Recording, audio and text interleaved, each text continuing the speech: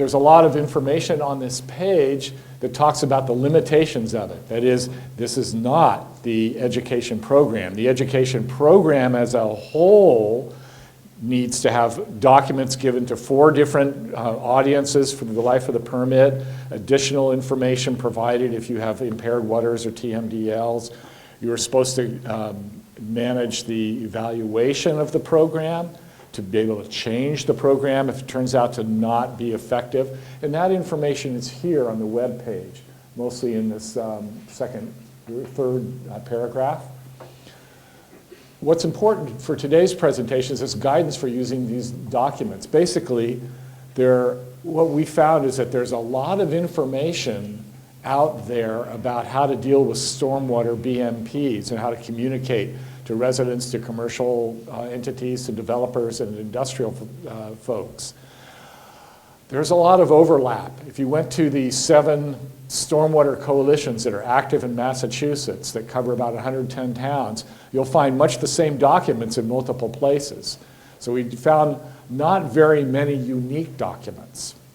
The second cut was finding unique documents that actually seemed to be effective in what they were explaining to people. The third cut was trying to get permission from the rights holders for using these documents. Some of the people that authored these things were not comfortable with having them let out to towns.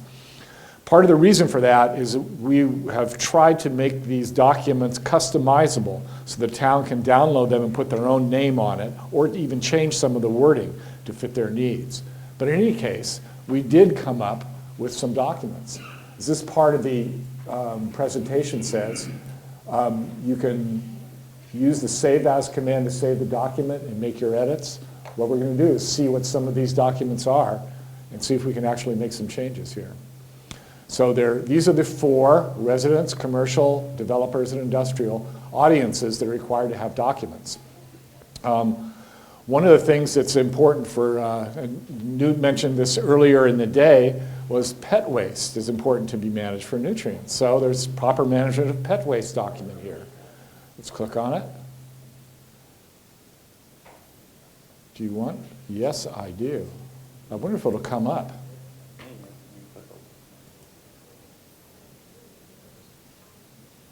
This is what will happen on your web page. And this is a brochure. It's threefold. What we did was take DCR's original and customize it for the MS4 program and put it into a Word document. As you notice up here on the top, it says protected. You can enable editing. You'll be able to change this around. You notice a text box here, brought to you by the town of. So this has information in it that you can customize. How many licensed dogs are in your town, information about how much dog waste is produced.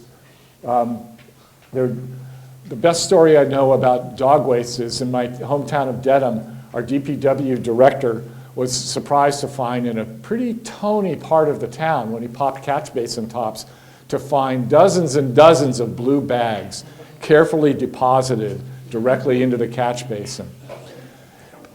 And that's a function of people not knowing that that's not the right thing to do. So the purpose of this is to get information into people's hands, what's so bad about dog waste and how they can help.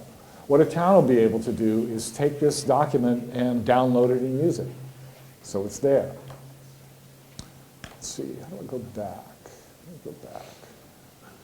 I'm gonna have to, yeah, so that's proper management of pet waste. There's other documents here.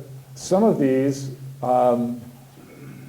almost all of these are used best in black and white. Some of them are color and don't necessarily translate well into black and white printing. That's something you have to look at.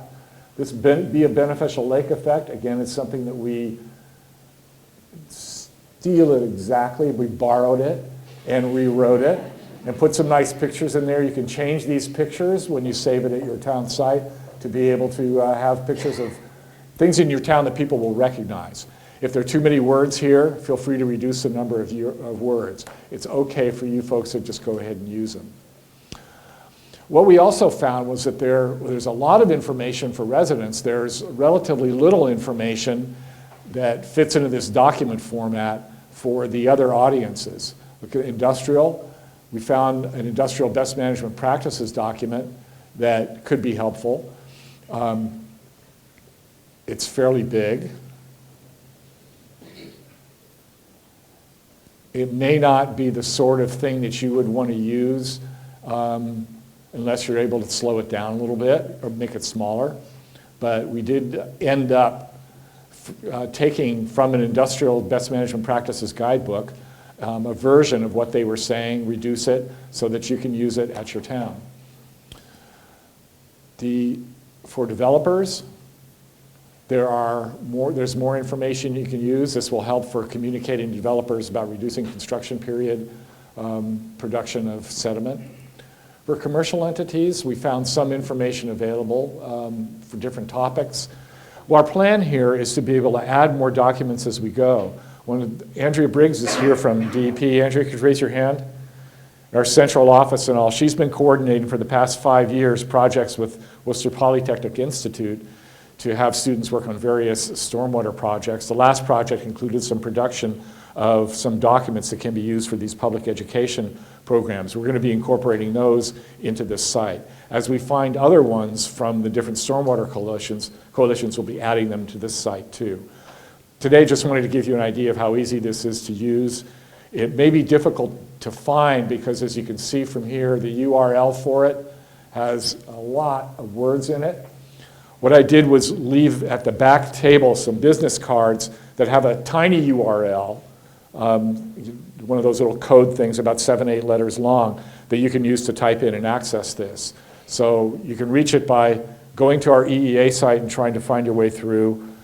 Suggest you either do as I did today and Google MassDEP MS4 assistance and it'll pop up, or pick up one of the cards at the back and use the tiny URL to be able to access this.